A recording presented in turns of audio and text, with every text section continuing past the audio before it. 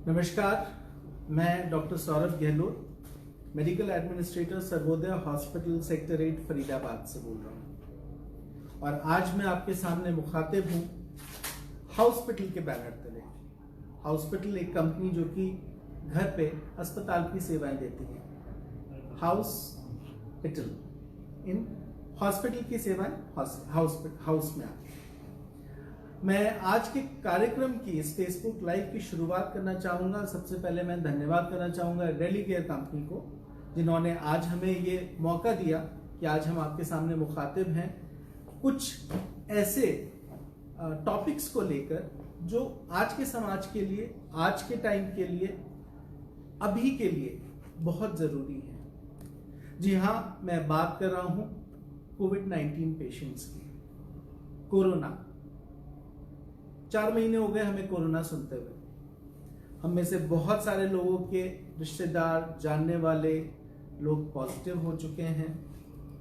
जिनके लोग पॉजिटिव हो चुके हैं उनको मालूम भी है कि किस क्रम से गुजरना पड़ता है, क्या क्या चीज़ें हैं, क्या क्या परेशानियां हैं जो वो फेस कर चुके हैं। पर क्योंकि ये एक फेसबुक लाइव है, यहाँ पर बहुत सारे लोग ऐसे भी होंगे जो इस बीमारी से नहीं गुजरे हैं या उनके अपने नहीं गुजरे हैं, तो उन लोगों को थोड़ा सा बताना चाहूँगा कि ये एक वायरल बीमारी है, वायरल डिजीज है।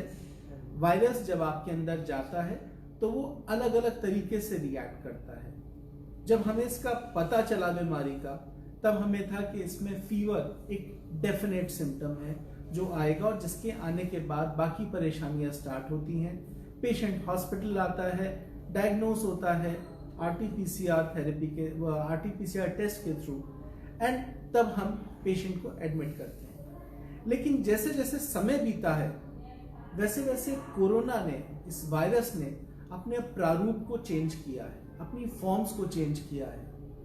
आज की डेट में हमारे आसपास हर तरीके का पेशेंट है। वो पेशेंट भी जिसको कोई सिम्टम नहीं है, ऐसे पेशेंट्स भी हैं जिनको सिर्फ फीवर है, ऐसे पेशेंट्स भी हैं जिनको सूंघने की क्षमता चली गई या टेस्ट लेने की क्षमता चली गई, स्वाद लेने की क्षमता, बॉडी फटीग हो रहा है, बॉडी पेन हो रहा है, और कुछ लोगों को बहुत ज्यादा सांस लेने में परेशानी हो रही है। इस बीमारी के जो अपने लक्षण हैं वो चेंज हो रहे हैं। या तो जो मैंने आपको लक्षण बताए ये सारे लक्षण, या कोई एक, या कोई दो, या कोई 3-4 लक्षण आ सकते हैं। लेकिन अच्छी या खराब बात इस बीमारी में ये भी है कि कई बार ऐसा हो रहा है कि कोई भी लक्षण नहीं आ रहा है। अब आप सोचेंगे कि ये अच्छी बात कैसे हो सकती है। अच्छी बात इस वजह से कि अगर हमारे अंदर लक्षण ही नहीं है तो मैं ऐसा मान के चल रहा हूँ हमारा वायरल लोड कम है, और रखनी है, मास्क पहनना है, हैंड सैनिटाइजेशन रखना है। अगर ये एसिम्प्टोमेटिक कैरियर्स जिनको हम कहते हैं, क्योंकि वो पेशेंट नहीं है, हम उनको डायग्नोज नहीं कर चुके हैं तो वो पेशेंट नहीं है, वो एसिम्प्टोमेटिक कैरियर्स हैं, तो ऐसे कैरियर्स के लिए बहुत ज़रूरी है कि वो अपने हाइजीन को, अपने मास्क को, अपने सोशल डिस्टेंसिंग को मेंटेन रखें। यानी कि हम हर समय पे हमने मास्क लगा रखा है, जब मार्केट्स जा रहे हैं, जब ऑफिस जा रहे हैं, कहीं पर भी। और हैंड हाइजीन, हमारे जो हाथ हैं ये बहुत बड़ा सोर्स है इन्फेक्शन को देने के लिए। अगर मेरा हाथ ये कहीं टच होता है और वो टच पॉइंट ऐसा है जहां पर कि वायरस मौजूद है, और मैं किसी भी कारणवश अपने हाथ को, उंगली को अपने मुंह से लगा लेता हूं, अपनी नाक में डाल लेता हूं, अपनी आंखों में डाल लेता हूं, तो मेरे अंदर ये वायरल ट्रांसमिशन हो सकता है। इनमें गवर्नमेंट ने जो डिवाइड की है कैटेगरी, वो सीवियर सिम्टम्स के साथ हैं, ऐसे पेशेंट्स जो कि डेफिनेट हॉस्पिटलाइजेशन होने चाहिए, जो कि आईसीयू केयर में जाने चाहिए। माइल्ड सिम्टम्स या मॉडरेट सिम्टम्स की बात हम कर रहे हैं, इनका भी हॉस्पिटलाइजेशन जरूरी है। फिर माइल्ड है, एसिम्प्टोमेटिक है और प्री सिम्प्टोमेटिक है। हम आज जिस सेशन पे बैठे हैं, होम आइसोलेशन कि गाइडलाइंस क्या है, हमें कैसे कैसे होम आइसोलेशन को देखना है और उसका ख्याल रखना है अपने पेशेंट का। हम आखिर की 3 कैटेगरी पे काम करेंगे, माइल्ड सिम्टोमेटिक्स पे, एसिम्टोमेटिक्स पे और प्री सिम्टोमेटिक्स पे। हम जब साथ में जब बात करते हैं सिवियर पेशेंट्स की, तो सिवियर पेशेंट्स में ये बहुत इंपॉर्टेंट है कि आप कैरेक्टरिस्टिक्स को पहचानें। High grade fever, extreme body pain और ब्रेथलेसनेस। जो ये ब्रेथलेसनेस है, इसमें बायलेटरल निमोनिया होने के बहुत चांसेस रहते हैं, जिसकी वजह से पेशेंट को हॉस्पिटलाइजेशन जरूरी है। क्योंकि बुखार को तो हम कंट्रोल कर सकते हैं पैरासिटामोल से या किसी भी और दवाई से, लेकिन जो निमोनिया आता है और निमोनिया की वजह से जो ब्रेथलेसनेस होती है, वो हमारे लिए घर पे कंट्रोल करना एक चैलेंज हो सकता है। इस चीज को लाइटली नहीं लें और हॉस्पिटल पहुंचे। मेडिकल केयर आप लोग के लिए, उन लोगों के लिए जिनको कि ऐसे सिम्टम्स आ रहे हैं, जरूरी है। मॉडरेट सिम्टम्स में बिकॉज बॉडी फटीग जल्दी हो जा रहा है, वीकनेस आ जा रही है, हाई ग्रेड फीवर चल रहा है, तो आपको हो सकता है 2, 4, 5 दिन का हॉस्पिटलाइजेशन जरूरी हो। बट हम इस 2, 4, 5 दिन के बाद क्या करने वाले हैं, आज हम उस पर बात करेंगे।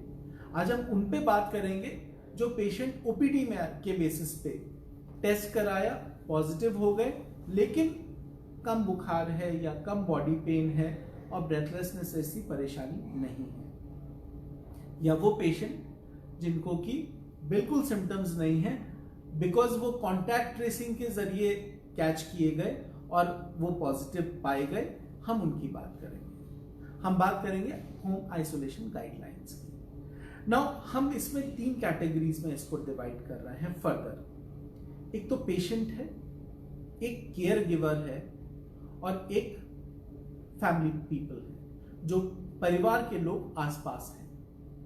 जहां तक पेशेंट की बात है, पेशेंट को अपना किस किस चीज पे ध्यान रखना है। सबसे पहले तो होम आइसोलेशन ऐसा नहीं है कि आपकी एक पॉजिटिव रिपोर्ट आ गई, आपको लगा मैं ठीक हूं और मैं घर पे रह लूंगा।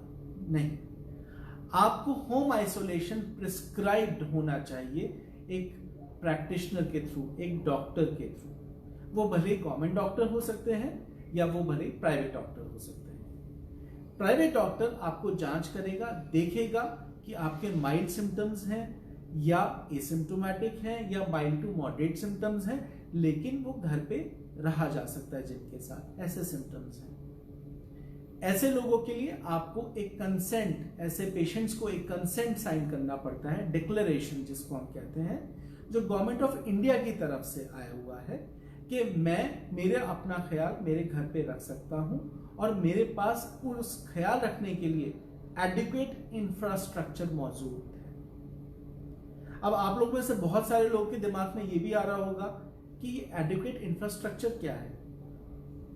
एडिक्वेट इंफ्रास्ट्रक्चर है पेशेंट के लिए, अकेले के लिए एक सिंगल रूम और उसके लिए एक टॉयलेट कम बाथरूम होना जरूरी है। अगर आपके घर में ऐसा इंफ्रास्ट्रक्चर है और आप माइल्ड सिम्टोमेटिक या एसिम्टोमेटिक या प्री सिम्टोमेटिक स्टेज में हैं, तो आप होम आइसोलेशन के कैंडिडेट हैं। आपके फिजिशियन आपको होम आइसोलेशन में भेज सकते हैं।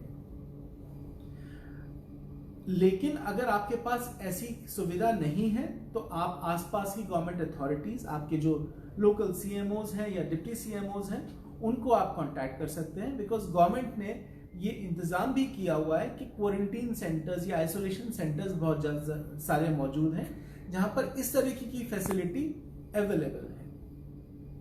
मान लीजिए आपके घर पे, हम ये यहां मानकर चलते हैं कि आपके घर पे इस तरीके की फैसिलिटी मौजूद है, तो क्या करना है आपको? सबसे पहले एक मेडिकल केयर गिवर होना जरूरी है। मैं जिस बैनर तले बैठा हूं, ये लोग भी ये फैसिलिटी प्रोवाइड करते हैं जहां पर एक पॉजिटिव पेशेंट के लिए एक मेडिकल केयर गिवर दिया जाता है। उस मेडिकल केयर गिवर को पहले ट्रेन किया जाता है, ट्रेन हर तरीके से, कैसे पेशेंट का ख्याल रखना है, किन चीज़ों से साफ सफाई करनी है, क्या क्या मॉनिटरिंग है, कौन कौन से वाइटल्स की मॉनिटरिंग है, और साथ साथ सबसे इंपॉर्टेंट बात डॉक्टर की connectivity, which is most important. वो केयर गिवर, भले ही वो नर्स है या अटेंडेंट है, वो डॉक्टर से कनेक्टेड रहता है, क्योंकि यहाँ पर ये बहुत इंपॉर्टेंट है कि कोविड-19 डिजीज में किसी भी पेशेंट का डिटोरिएशन कई बार बहुत जल्दी हो जाता है। स्पेसिफिकली मैं उन पेशेंट्स की बात करूंगा जो इधर एल्डरली हैं या कोमॉर्बिड कंडीशंस के साथ हैं। अब आप लोग ये सोचोगे ये कोमॉर्बिड कंडीशंस क्या होती हैं? जैसे डायबिटीज, जैसे हाइपरटेंशन, जैसे ब्लड प्रेशर, जैसे हार्ट की डिजीज। बहुत सारे पेशेंट ऐसे होंगे जो किडनी डिजीज से पीड़ित हैं और जो ऑलरेडी इम्यूनो कॉम्प्रोमाइज्ड हैं। बहुत सारे पेशेंट ऐसे होंगे जो कैंसर कीमोथेरेपी ले चुके हैं या रेडियोथेरेपी ले चुके हैं और इम्यूनो कॉम्प्रोमाइज्ड हैं। ऐसे पेशेंट्स जो कि जिनके अंदर ऑलरेडी कोई बड़ी बीमारी मौजूद है, ऐसे पेशेंट्स को अगर कोरोना होता है तो ये कई बार घातक हो सकता है। तो ऐसे में बहुत जरूरी है कि हम मॉनिटरिंग रखें।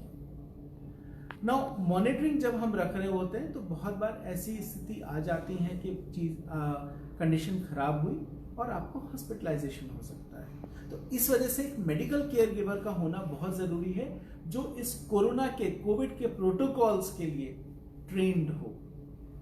So that is what hospital provides.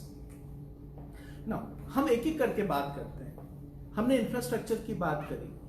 अब इंफ्रास्ट्रक्चर है तो बेड होगा तो बेडशीट होगी, कपड़े होंगे, खाना होगा, क्या खाना है क्या नहीं खाना है, केयर गिवर को अपना ख्याल कैसे रखना है, क्योंकि वो भी आपके फैमिली से मिल रहा है। हम आज इन सब पहलुओं पर ध्यान देंगे। कैसे कपड़ों को साफ करना है। 1% हाइपोक्लोराइड सोल्यूशन। इसी सोल्यूशन में पहले आपको कपड़े अपने भिगो कर रखने, और ये बाजार में इजीली अवेलेबल है। अगर अवेलेबल किसी को नहीं होता है तो नेट पे आपको इसको बनाने की पद्धति भी मिल जाएगी। कैसे बनाया जाता है ये भी आपको नेट के थ्रू पता चल जाएगा। आपके सारे कपड़े, पेशेंट के सारे कपड़े इस सोल्यूशन में पहले जाने हैं और उसके बाद नॉर्मल वॉश में जाने हैं। आपके जितने भी कमरा है, जो आपका रूम है, उस पे जितने भी वुड सर्फेसेस हैं, मेटल सर्फेसेस हैं, उन सब को इस 1% हाइपोक्लोराइड सोल्यूशन से साफ होना चाहिए। आपके जितने भी बर्तन हैं वो नॉर्मल डिटर्जेंट से, गुनगुने गर्म पानी से साफ किए जा सकते हैं। बिकॉज शुरू में कुछ ऐसे भी गाइडलाइंस आई थी जहां पर ये कहा जा रहा था कि कोविड पॉजिटिव पेशेंट्स को सिर्फ और सिर्फ ऐसे प्लास्टिक के बर्तनों में खाना दिया जाए जिनको हम बाद में फेंक सकें। ऐसा अब जरूरी नहीं है। मैं इस वजह से ये ऐसा कह रहा हूं कि अब जरूरी नहीं है, कि जैसे जैसे टाइम बीत रहा है हम सब भी इस बीमारी को और बेहतर तरीके से पहचान पा रहे हैं। डेली बेसिस पे डायनेमिक सिचुएशंस हैं। आवरली बेसिस पे कई शुरू में गाइडलाइंस आ रही थी, पर अब वो गाइडलाइंस थोड़ी सी थम गई हैं और हम इस बीमारी को, क्योंकि अब हमारे पास एक्सपीरियंस आ गया है इतने सारे पेशेंट्स का, तो हम बेहतर बता पा रहे हैं आज की डेट में कि हमें कैसे ऐसे पेशेंट्स का ख्याल रखना है। बहुत जरूरी है जितने एल्डर्स हैं वो उन पेशेंट से अलग रहें, क्योंकि मैं यहां पर दोबारा कह रहा हूं, पेशेंट को एक कमरे में एक बाथरूम तक कंटेन रहना है। कोई भी इस चीज को लाइटली ना समझे कि जी एक कमरे से निकल के दूसरे कमरे में जाने में क्या होता है। बिल्कुल होता है, क्योंकि जब एक पॉजिटिव पेशेंट किसी सरफेस को छुएगा, जाने अनजाने, घर में बच्चे भी होते हैं, बच्चे भी उस सरफेस को छू रहे हैं और वही बच्चे जाकर एल्डरली से मिल रहे हैं। तो ये ट्रांसमिशन की चेन है जिसको हमें तोड़ना पड़ेगा, जिससे हमारे घर वाले इससे बचे रह सकें। 24/7 आपका केयर गिवर होना चाहिए, बिकॉज नाइट में भी आपके मॉनिटरिंग एंड स्पेसिफिकली तब जब आपके माइल्ड सिम्टम्स चल रहे हैं बहुत बहुत जरूरी है। आपको जब आपका फिजिशियन होम आइसोलेशन के लिए बताएगा तो आपके ट्रीटमेंट प्रोटोकॉल्स भी देगा आपको क्या क्या लेना है।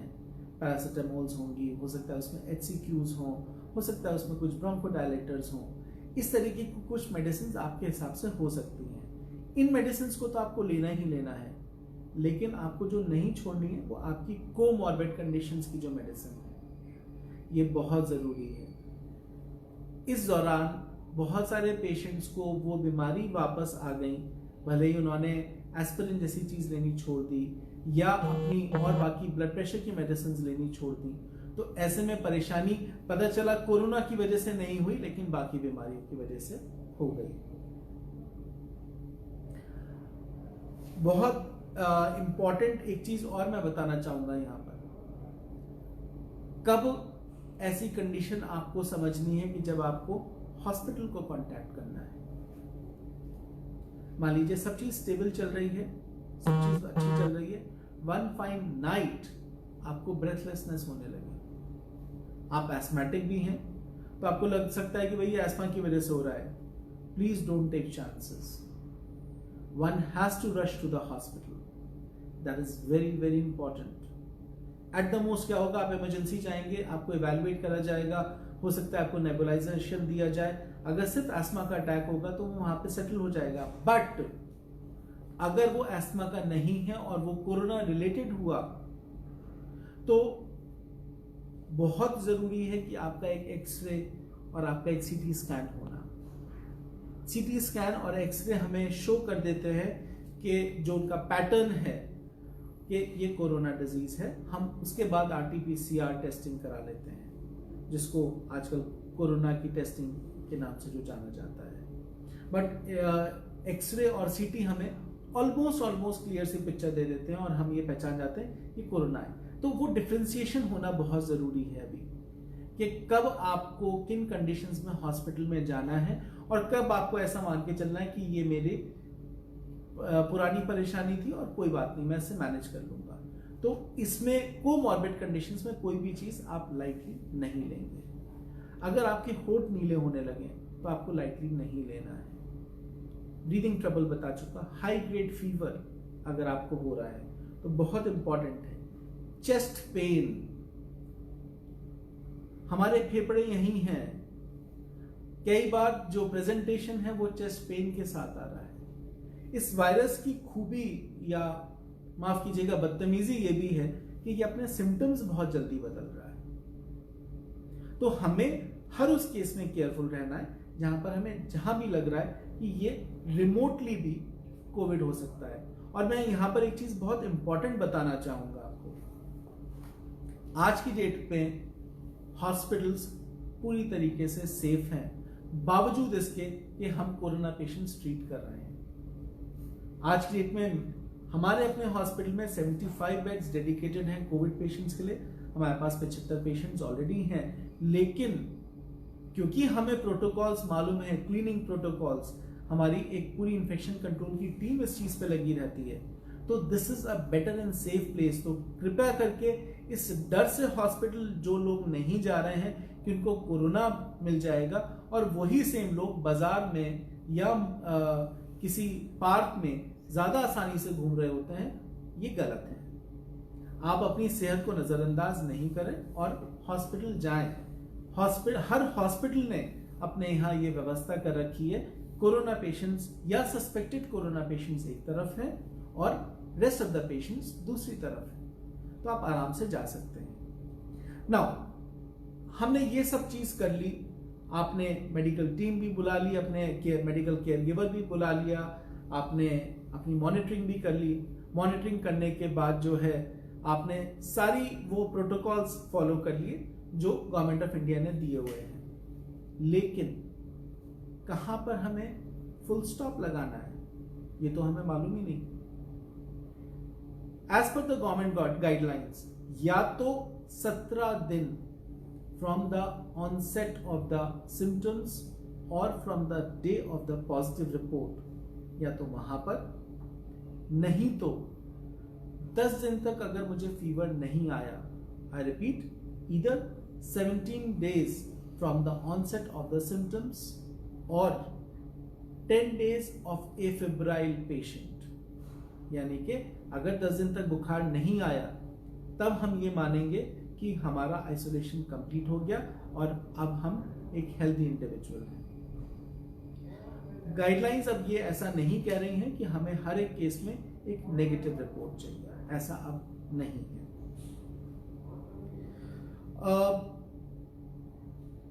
हम सबके दिमाग में आ रहा है होगा कि हमने गाइडलाइंस पे बात कर ली, हमने मेडिसिन पे बात कर ली, हमने केयर गिवर्स पे बात कर ली, बट मोस्ट इंपॉर्टेंट तो रह रहा है क्या खाना है। खाने के लिए आप नॉर्मल खाना खा सकते हैं, कोई इसमें किसी तरीके की कोई परहेज की बात नहीं, एक्सेप्ट ठंडी चीजें। ठंडी चीजें इस वजह से क्योंकि कोविड-19 के पेशेंट्स को निमोनिया होता है और ये एक बहुत जनसाधारण के लिए ये एक आम सूचना है कि जहां पर भी निमोनिया है वहां पर ठंडी चीजों का अवॉइड किया जाता है। तो हम ठंडी चीजें अवॉइड करेंगे, गला खराब है तो खट्टी चीजें अवॉइड करेंगे, लेकिन उसके अलावा किसी भी तरीके की रोटी, चपाती, सब्जी, दाल, चावल आप सारी चीजें ले सकते हैं, लेकिन इन सब चीजों में कुछ कुछ आपको ऐड करना होगा। वो एडिशंस क्यों? विटामिन सी की चीजें ऐड करनी होंगी, सिट्रस फ्रूट्स ऐड करने होंगे, इम्यूनिटी बूस्टर, फाइबर्स ऐड करने होंगे, बिकॉज जब ये बीमारी खत्म हो रही होती है, कम हो रही होती है, तो ये हमारी बॉडी की एनर्जी को खाकर खत्म हो रही होती है। A patient of COVID-19 feels absolutely drained. Corona का जो पेशेंट है उसके लिए कई बार 20 कदम चलना या 10 सीढ़ी चढ़ना भी कई बार मुश्किल रहता है। And I'm specifically talking about the patients who have been in ICU. अगर किसी भी कारणवश, और आप ये अपने आसपास देख लेंगे, कोई भी अगर पेशेंट आईसीयू में रहा है और वहां से वो निकल कर आया after oxygen therapy, after plasma therapy जो कुछ हॉस्पिटल्स में मौजूद है, और after high end antibiotics, it becomes absolutely impossible for the person to do the daily core activities. तो ये जो कोर एक्टिविटीज हैं, जो हम सिक पेशेंट जो कि घर जा रहे हैं उनकी बात भी कर रहे हैं, यहाँ पर भी हमारे हॉस्पिटल जैसे लोग, जो कंपनीज हैं, जो ब्रांड है, ये हर वो केयर प्रोवाइड करते हैं जहां पर एक पेशेंट को हम कंफर्ट दे सकें। Comfort both sides, physical comfort as well as mental comfort in terms of monitoring, in terms of medications, in terms of taking a very good care of all the patients. Diet की हमने बात कर ली, दूध पीजिए, फल खाइए, खट्टी चीजें नहीं, ठंडी चीजें नहीं। अब एक सिनेरियो सोचिए, एक पेशेंट 14 दिन तक या 17 दिन तक एक कमरे में बंद है। What will happen to the patient? या हम आप अगर बंद है एक कमरे में, what will happen to us? Mental imbalance भी कई बार हो जाता है। पेशेंट या तो इरिटेट होने लगते हैं, फ्रस्ट्रेट होने लगते हैं, गलत ख्याल आने लगते हैं, और आजकल तो वैसे भी सुसाइड जैसी चीज़ एक ज्वलंत मुद्दा बनी हुई है। तो मैं सुसाइड की बात नहीं कर रहा हूँ यहाँ पर, लेकिन एक पेशेंट जो कि सिर्फ एक खिड़की से कोई एक ही नज़ारा लगातार देख रहा है, एक ही रूम में बंद है। बहुत सारे लोगों के पास ये प्रिविलेज तो होगा कि एक रूम मिल जाए या एक टॉयलेट का बाथ अटैच्ड रूम मिल जाए, बट शायद ये प्रिविलेज नहीं होगा वो कहीं बाहर बालकनी में जाकर झांक सके, एक बालकनी भी उससे अटैच हो। What happens to them? क्या करना चाहिए उनके साथ? सो फॉर्चुनेटली अनफॉर्चुनेटली आज की डेट में जो एक इन्वेंशन है जिसको हम स्मार्टफोन कहते हैं, बहुत अच्छी भी है कोरोना जैसी बीमारियों के लिए। सो आपको अपनी पसंद की मूवी देखनी है, अपने दोस्तों से, रिश्तेदारों से वीडियो कॉल्स करनी है, आप अच्छी बुक्स पढ़ सकते हैं, आप इस दौरान अपनी उन हॉबीज को वापस जगा सकते हैं जिनके लिए शायद अब तक आप लोग के पास टाइम ही नहीं था। हम जब ऑफिस में काम कर रहे होते हैं, हम सोचते हैं ना कई बार, यार 3 दिन की छुट्टी मिल जाए तो एक पेंटिंग करें या एक कविता लिखें, may be will write a book, may be will write a small novel, blog, so different kind of stuff. अलग अलग जनरेशन की अलग अलग चीजें हो सकती हैं। तो जो भी आप सोचते थे, आप ड्रीम करते थे करने का, वो इस टाइम पे कर सकते हैं, इसको यूटिलाइज करिए। मोदी जी ने ऑलरेडी कहा है, let us not take it as a threat, let us take it as an opportunity. So let us convert this time into an opportunity and do what we have been trying and having dream of doing. तो उससे mental जो setup है आपका वो stable रहेगा। आप बाहर मत निकलिए, लेकिन be in touch over phone with your best of the friends, with your family members. Mental अगर बैलेंस आपका रहेगा तो विश्वास मानिएगा ये सारी चीजें, ये तार सारे जुड़े होते हैं एंड आपकी इम्यूनिटी भी बूस्टेड रहेगी। अ depressed patients immunity is always lower than a happy patients immunity. ये सब कुछ करने के बाद मैं 2-3 पॉइंट्स आपको बहुत री एम्फेसाइज रादर करना चाहूंगा। First is, you yourself, you are the priority for you, so don't ignore yourself. आप अपने लिए प्रायोरिटी होने चाहिए। सबसे पहले मैं हूं मेरे लिए, तो अपना ख्याल खुद रखें। लेकिन उससे बड़ी बात है, आप अपने अपनों को अपने से पहले रखते हैं, तो उनको प्रायोरिटी बनाइए।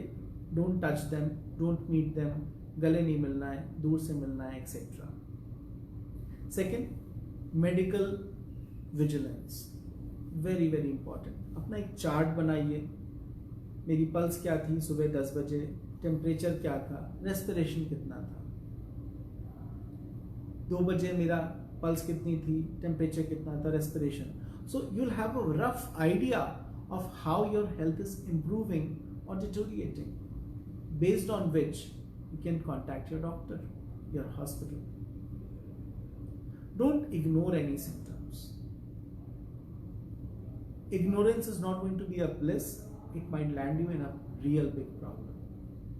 Although मैं वापस ये कहूँगा, कोरोना तब भी एक मोर्टेलिटी वाइज अगर हम देखें तो बहुत खराब बीमारी भारत के लिए साबित नहीं हुई है। मैं जब हॉस्पिटल से बाहर निकलता हूँ और गाड़ी चला रहा होता हूँ तो मुझे लगता है लोग कोरोना से तो डरे हुए हैं, लेकिन हेलमेट अभी भी नहीं पहन रहे हैं, एक्सीडेंट से अभी भी नहीं डर रहे हैं। तो उन एक्सीडेंट्स की वजह से ज्यादा मौतें होती हैं, कोरोना से तब भी कम है, और एल्डरलीज या कोमॉर्बिड कंडीशन वालों के साथ ज्यादा ये परेशान कर रहा है। तो हमें एल्डरलीज का भी ख्याल रखना है। बहुत बहुत इंपॉर्टेंट है आपका राइट टाइम मेडिकेशन। अगर आपका मेडिकेशन सही समय पे चल रहा है, डॉक्टर से आपका वार्तालाप लगातार हो रहा है, और आप अपने खाने पीने का ख्याल रख रहे हैं, अपनों का ख्याल रख रहे हैं दूर रहकर, तो मेरे ख्याल से हम यहां पर ये लड़ाई जीत सकते हैं। होम आइसोलेशन हॉस्पिटल आइसोलेशन से बेटर है। हॉस्पिटल में आप हम जैसे सफेद कोट वालों को देखेंगे, नर्सेज आएंगे, वहां पर तो कोट भी नहीं दिखेगा, वहां पे पीपी दिखेंगी, जहाँ पे इंसान को पहचानना भी मुश्किल है। तो अगर आपको आपके डॉक्टर्स या आपका हॉस्पिटल कहता है आप पूर्ण रूप से स्वस्थ हैं, कोई परेशानी नहीं है, आप पॉजिटिव जरूर हैं, लेकिन आपको ख्याल रखना है और होम आइसोलेशन में रहना है, उसको एक्सेप्ट करिए। बिकॉज ये हमारा एक्सपीरियंस है कि बहुत सारे लोग इस तरफ से भी दूर भाग रहे होते हैं, नहीं साहब हमें तो हॉस्पिटलाइजेशन ही चाहिए। No, it is not necessary at all. It is just like having a small fever because of which at times you want to get admitted. However, we can manage the same fever at home. So, same is the case. हम corona को घर पे रहकर भी हरा सकते हैं positive होने के बावजूद।